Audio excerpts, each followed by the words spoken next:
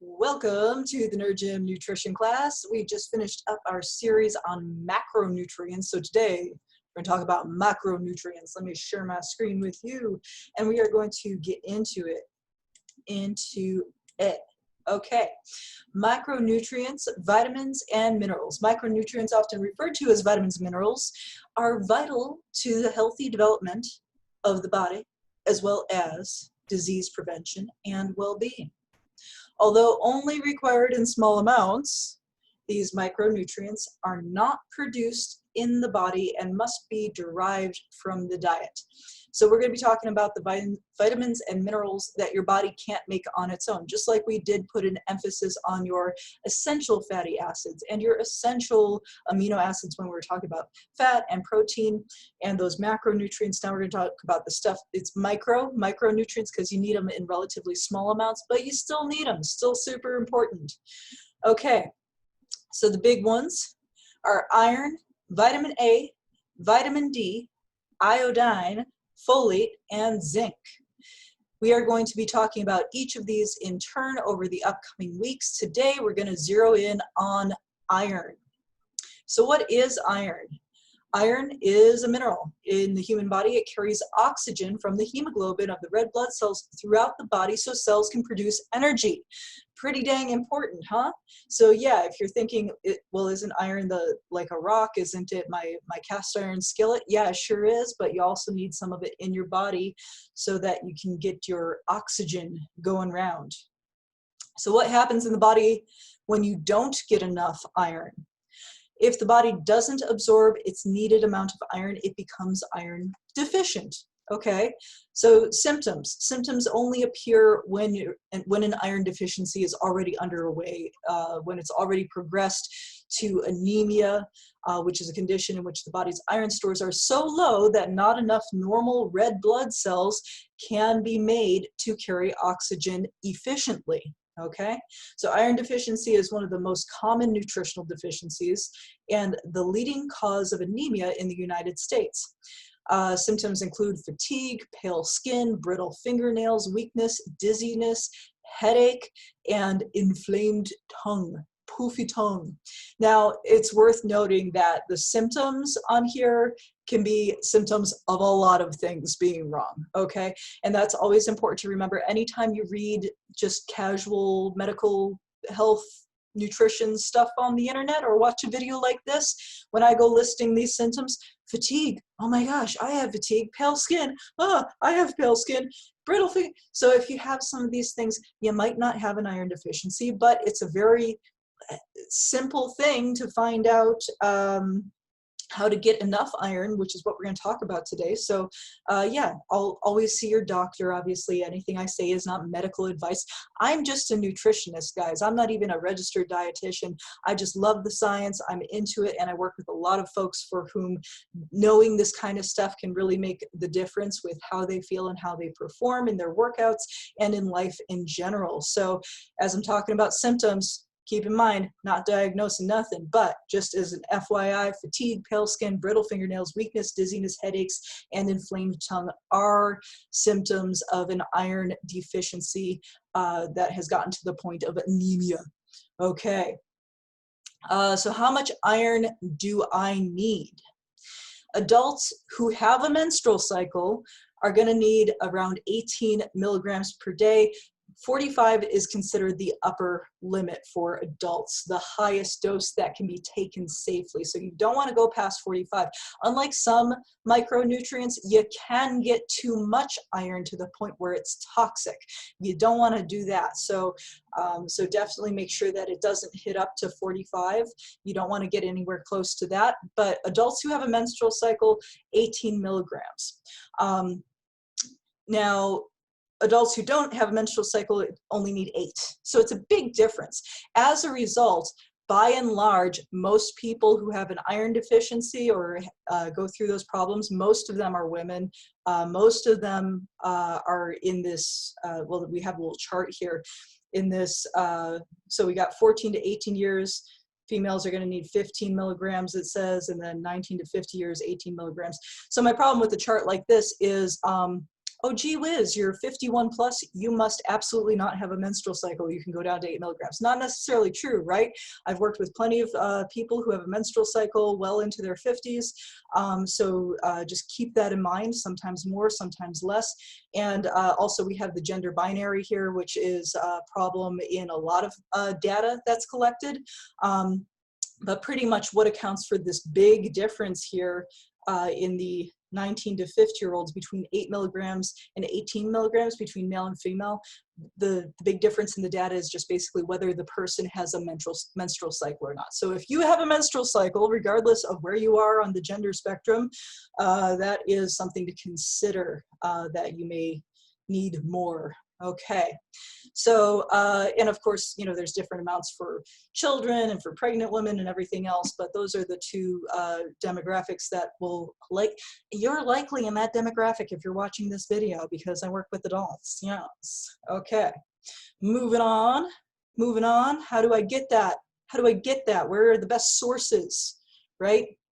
So this is a question that I got asked not too long ago. What are the best sources of iron? So the word best when we're asking things about nutrition can be a little bit tricky. There's lots of good different sources of iron. They're going to have varying amounts of iron. It is worth noting that the body absorbs 2 to 3 times more iron from animal sources than from plant sources. Heme, I don't even know how to say it, the Heme iron is found in animal foods that contain hemoglobin. So I'm going to call it He-Man globin.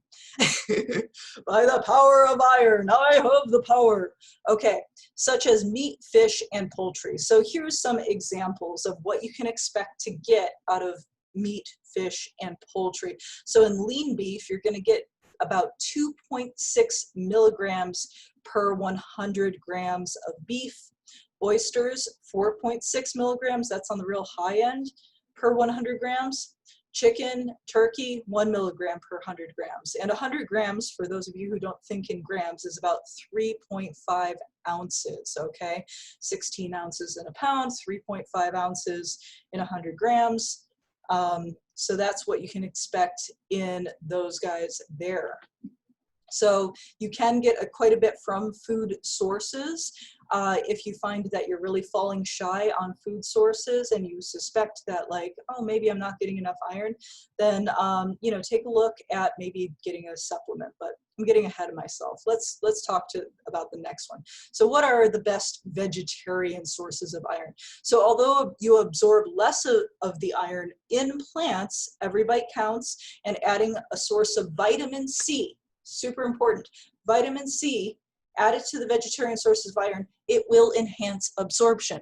Okay, so especially for vegetarians, make sure you're getting your iron-rich foods as well as vitamin C from your, like, citrus, all that good stuff. So beans, lentils, they're going to have about 2 to 3 milligrams per 100 grams. Tofu is going to have 5 milligrams per 100 grams, which is pretty darn good. Cashews, 6.7 milligrams per 100 grams, which is fantastic. But keep in mind, if you are on a fat loss diet, cashews do rack up the calories really fast. So you don't maybe want to get all of your iron from cashews. Dark green leafy vegetables such as spinach, 2.7 milligrams per 100 grams. Fortified breakfast cereals, whole grain enriched breads, check the labels on those. It'll say right on the label usually how much iron is in there per serving. And then of course, vitamin supplements, check the label. So I've got, and here again is the big difference between men and women supplements, stuff that's labeled that way. If you're taking a supplement for women, it usually has that 18 milligrams of iron in there, which means that you could take a supplement and you probably still won't go up to that toxic amount, even if you're eating a lot of iron-rich foods during your day. If you're not taking a supplement, really focus on getting those iron-rich foods, because making it up to 18 is going to take a lot of food, frankly. So you want to make sure that you're choosing iron-rich foods. And if you're not choosing iron-rich foods and you're not taking a supplement, chances are you may be low on your iron, especially if you've got a menstrual cycle. So take a look at that. Really keep that in mind and consider that when you're looking at your foodstuffs.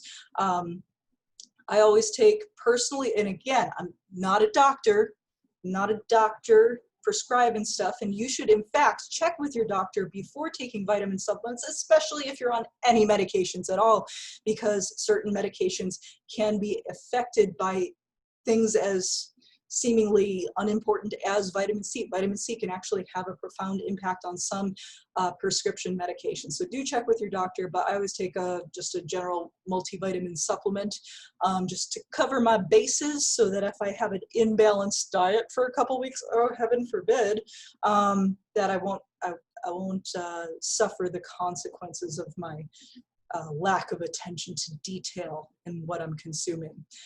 So this is where it gets a little funky with getting into micronutrients, y'all. And this is why, in general, I just recommend y'all get a lot of whole food sources of foods in general. That way, we're going to get those. Although a lot of processed foods like enriched flours and breads and cereals, will have some of these micronutrients just kind of integrated into them, because it is such a public health issue to have people low on their micronutrients, including iron, which is why the bread is enriched with micronutrients like iron. Okay, so, what about the Impossible Burger? So this is really interesting, guys. This is really, really interesting. So the Impossible Burger, I haven't tasted it yet, and honestly, I don't have a personal interest in consuming it on the regular. But here's the thing that I love, is that it's pure science. This is genetically modified food at its best. And if you know me for a while, you know that I am pro-GMO. You wouldn't be able to feed as many people as we can if it weren't for the fact that things were genetically modified. And honestly, everything has been modified through how we just select for different plant types. That's a whole other separate discussion. But in any case, the Impossible Burger, it is a vegetarian burger. It has the heme in it, the heme, whatever, the good absorbable one that's in the meaty things. So why is it in the vegetarian burger? What happened? So what is the heme or heme in an Impossible Burger? The heme in Impossible Burger is made using a yeast that is genetically engineered with the gene for soy leghemoglobin. Oh, like legume, hemoglobin. Leghemoglobin. All right, so the leghemoglobin, you're like, oh, wait a minute, soy, but wasn't that up here with the not so absorbable irons, even though it was quite a lot of iron, 5 milligrams per 100 grams? Yeah, but here's the thing, it's only in like teeny tiny, the heme in soy is like teeny tiny trace amounts, like minuscule amounts, just in the root of the soy plant. So just in the root nodes, whatever it's called, just the little part where the root comes out. And in the very early days, when they were kind of messing around with trying to make the burger, the Impossible Burger actually taste like meat, they realized that one of the things that makes meat taste meaty and burgers taste burgery is the heme. So they were able to extract some from the roots of soy plants, but that's not a good way to do it. It's not a sustainable way. You end up with a tremendous amount of waste and erosion and messing up things even worse than they already are. So they did a cool thing. This is from their website. First, we grow the yeast via fermentation. Then we isolate the soy leghemoglobin containing heme from the yeast and add it to the Impossible Burger, where it combines with other micronutrients to create a delicious, meaty flavor. This process allows us to make heme at scale with the lowest achievable environmental impact. Pretty darn cool. Nicely done, Impossible Burger. Another competitor of Impossible Burger that's big right now is Beyond Burger or Beyond Meat. They do not do this process. They don't include the heme iron in their burger, but they add vitamin C to increase the absorbability of the plant-based iron that they do have in there. So I guess they both have iron. So if you were wondering, that's the That's the hot news going on in the plant-based burger world for iron. Okay, can I get iron from cooking in cast iron? Yes, yes you can. If you are trying to increase your intake of iron, try doing some of your cooking in cast iron pots and pans. You'll get the best results by cooking moist, acidic foods like applesauce, chilies, tomato sauce, stews, scrambled eggs, something with like moisture and or acidity to kind of absorb the iron out of the pan. As a rough rule of thumb, 1 cup of these foods will gain about 6 to 8 milligrams of iron after being cooked in cast iron cookware, which is pretty darn good. 6 to 8 milligrams, you only have, like if you cooked 3 meals in your cast iron, like with at least a cup of food, you got your iron intake done for the day pretty much. So that's pretty significant. Awesome. And how close that is for like more aged, more seasoned iron versus newer iron, there's no sure way to tell. That's just an estimate. Okay, so yes, iron, super important for our energy levels, for making us feel good, totally necessary. We need between 8 and 18 if we're adults, depending on whether or not we have a menstrual cycle. We want to have iron so that we can move the oxygen around the body, which is really important, right? So make sure you get enough iron. And next week we'll be talking about vitamin A in our ongoing series on micronutrients, vitamins, and minerals. Hope you found that fun and or interesting. If you have comments or questions on vitamins or minerals, please let me know in the comments so that I can put them in future episodes. Most of our comments and questions come from our patrons on Patreon and our Nerd Gym members, without whom this content would not exist, nor the live classes on which these slides are based. So yes, this video is done as a live class with participants via Zoom for our members of the Nerd Gym every week on Saturdays. If you're interested in participating in a live nutrition class, go ahead and sign up. If you go to www.patreon.com/thenerdgym, you can sign up at any membership level, or go to thenerdgym.com. I'll leave the links in the description. All right, have an awesome day, everybody, and I will see you on the next one.